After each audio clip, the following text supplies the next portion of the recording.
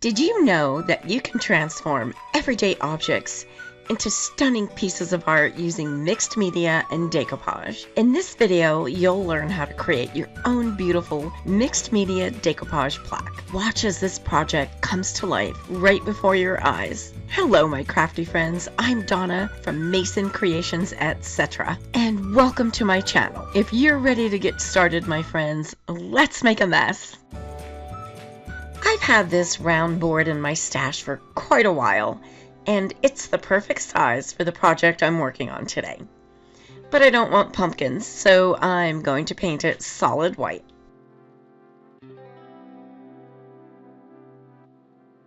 I'm using Dixie Belle chalk paint in the color Cotton, which is white. I just love Dixie Belle paints. They go on so smooth and creamy and have great coverage. I'm going to be doing some decoupaging, so I need a white background. Make sure you always paint white or very light off-white wherever you're going to decoupage rice paper or a napkin. White allows the colors in your images to look more vibrant. Dark colors will make your images look dark and muddy. This and all the products you're going to see me use today came from decoupagenapkins.com, my wonderful sponsors. This rice paper is in the Ascot line, and this is really nice paper. It's very thin and almost tissue paper weight. It's translucent and decoupages so nicely. I really like the feel of it. I'm using a water brush to separate the image that I'm going to use for my project. A water brush has a cartridge that you fill with water and then brush it on the napkin or rice paper. The water dispenses easily, so this is really convenient. You can find this in my description box below, in my favorite tools section, just in case you want to check it out. You always want to tear your rice paper or napkin instead of cutting it. A torn edge is much easier to blend than a sharp cut edge. Where are you watching from? Let me know in the comments. It's fun to see what cities and countries you are all watching from. I'm filming from Las Vegas, Nevada in the United States. I'm using Polyvine's Decorator's Varnish as my decoupage adhesive today. You can use this product as a varnish and an adhesive. All the Polyvine formulas can double as a decoupage adhesive. It works so much better than the most popular brand of decoupage glue. It's not a glue, so it doesn't go on thick and lumpy. It's a varnish, so it dries crystal clear and will never yellow. I'm spritzing the paper with a little bit of water on both sides. It makes the paper a little easier to work with, and it helps the glue to absorb into the fibers of the paper for a better bond. After it's wet, I'm tearing it somewhat rounded. I'm brushing the varnish on the base plaque, then laid the paper in the center. My crafty friends Barbara K., Karen F., and Evelyn requested some mixed media. Ladies, this video is for you. Now I'm brushing more varnish over top to work out any air bubbles or wrinkles.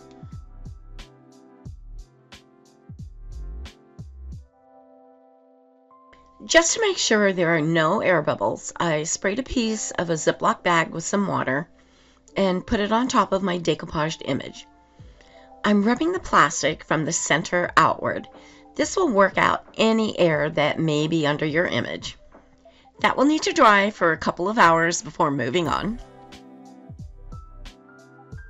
I'm going to be painting the white background up to and over the edge of the decoupaged paper. I'm going to use Polyvine Heavy Duty Wood Varnish to seal the image before painting. If it's not sealed, the torn edge of the rice paper will soak up your paint and you'll be able to see the edge of the paper. Now I'll let this dry for an hour. I'm going to mix up some paint that matches the background of the rice paper. I'm using Dixie Belle chalk paint in the color Drop Cloth as my base. And I'm adding a little bit of Pentart light brown and yellow red clay. In order to mix a proper color, you need to analyze what you see in your paper. I'm seeing a light tan base with some browns and a little bit of golden orange. I'll keep adding colors back and forth if I need to. Make sure you take into account that paint will darken slightly when dry. I always mix up my paints in these little 2-ounce plastic containers. They have a lid so my paint will stay fresh for at least the duration of my project. And when you're finished with your project, you can just throw them away. I don't want to have to mix this color again should I run out, so I always mix a little more than what I think I'll need. Matching it again a second time would be almost impossible.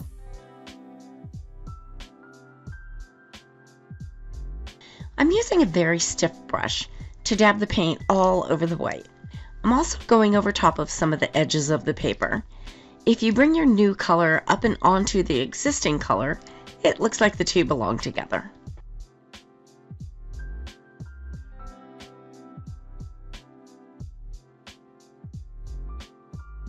Now I'm mixing the light brown with some water to make it runny.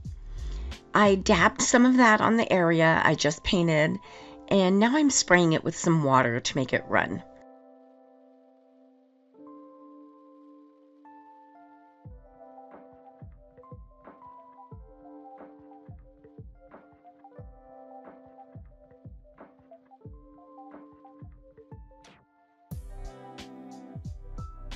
I did the same thing with the yellow-red clay, and then more brown, dabbing the paint, spraying water on it so that it runs a little, and then dabbing it with a paper towel.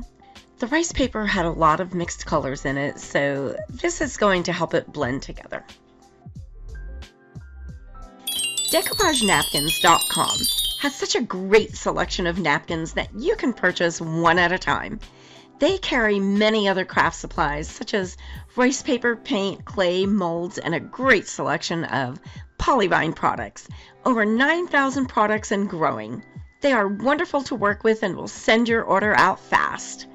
You'll receive free shipping on orders over $75 and special bonus points for orders over $100.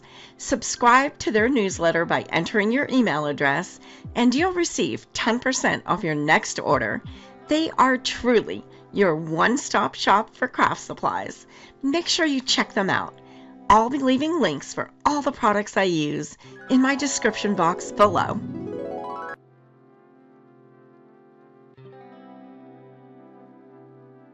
I'm giving this a very light sanding with fine grit sandpaper.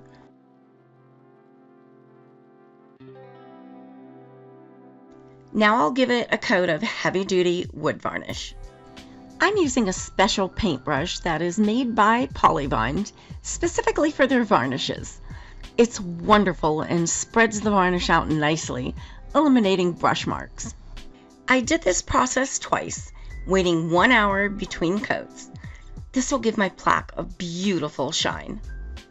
Okay, now we're going to do some stenciling. The first thing I'm doing is spraying the back of my stencil with Pixie repositionable stencil adhesive. This adhesive has a very light tack and doesn't have a strong smell.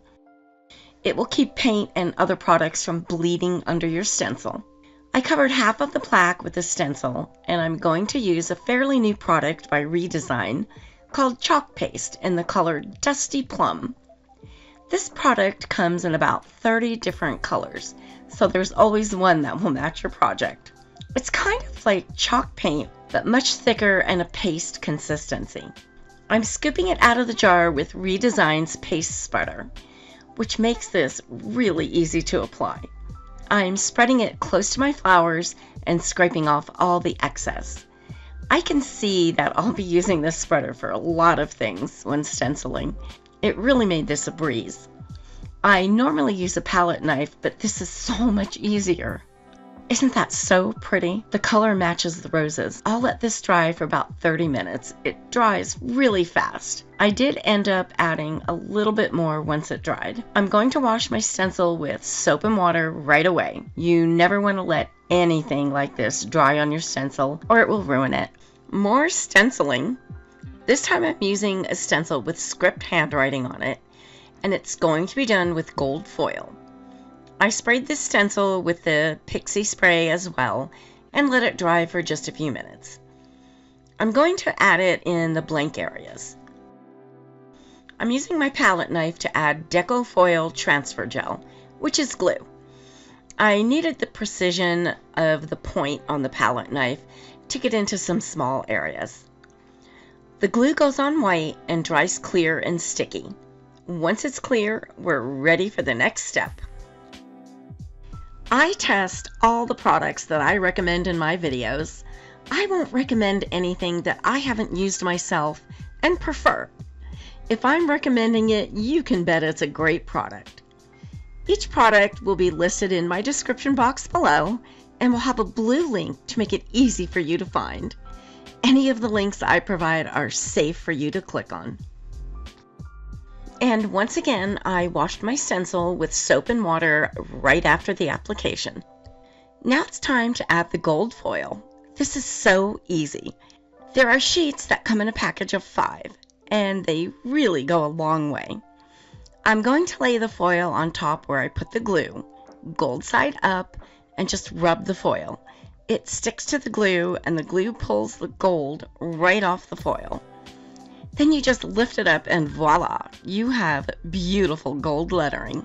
And this application isn't messy at all. If you're enjoying this video, please let me know by hitting that like button. And why not share this with a friend? Thanks for doing that. You won't want to miss any of the new projects coming up, so don't forget to subscribe.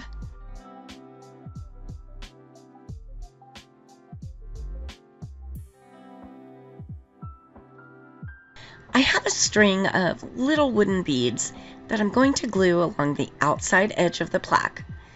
A hot glue gun seemed to be the best way to get them on there.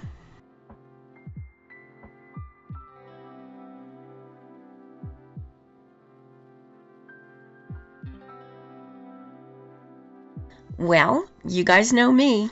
I think this needs more gold. I'm going to add it somewhat sparsely to the wooden beads. I want it to look like it was gilded at one time, but most of it wore off. I'm using a really stiff brush that has uneven bristles, and I'm brushing the glue over the top and sides of the beads. I'm not giving it full coverage, and now I'll let that dry until it's clear, about 20 minutes. I'm working on some great spring projects right now. A lot of them are requests that I'm excited to be making. I love planning projects around your requests.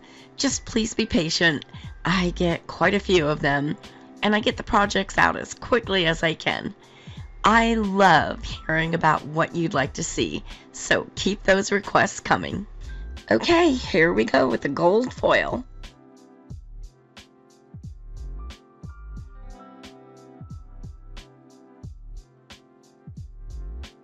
And oh, that looks pretty.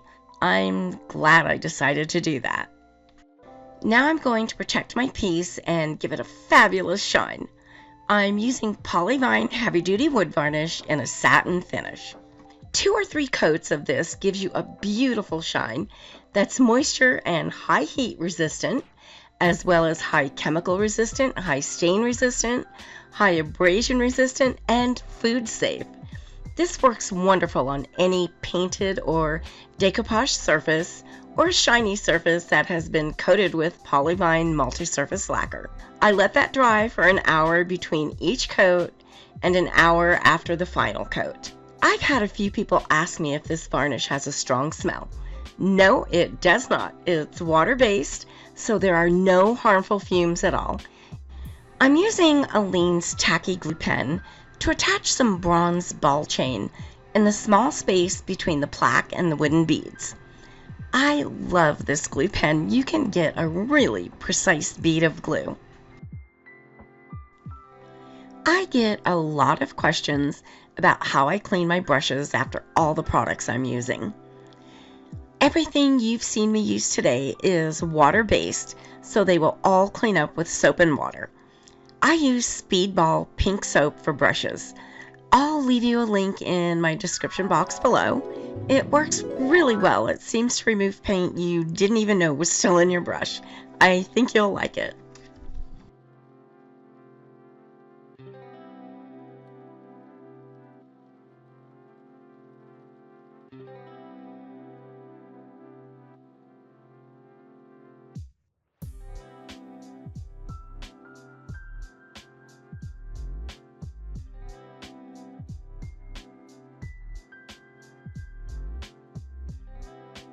added a lavender tassel, some lavender roses, and a pink rose, as well as some leaves at the bottom of the plaque.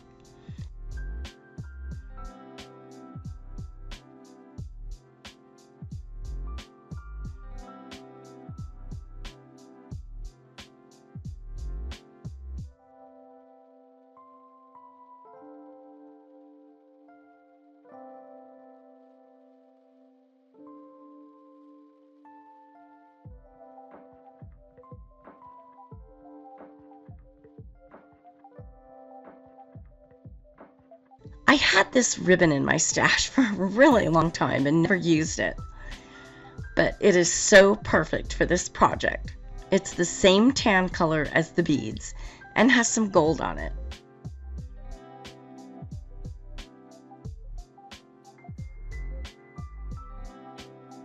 I tied the two pieces together at the top with a little bow.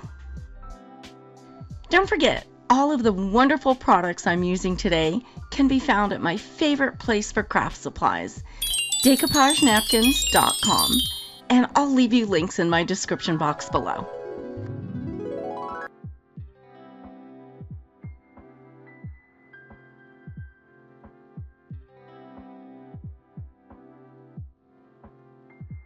I put together a playlist of some other tutorials you may enjoy.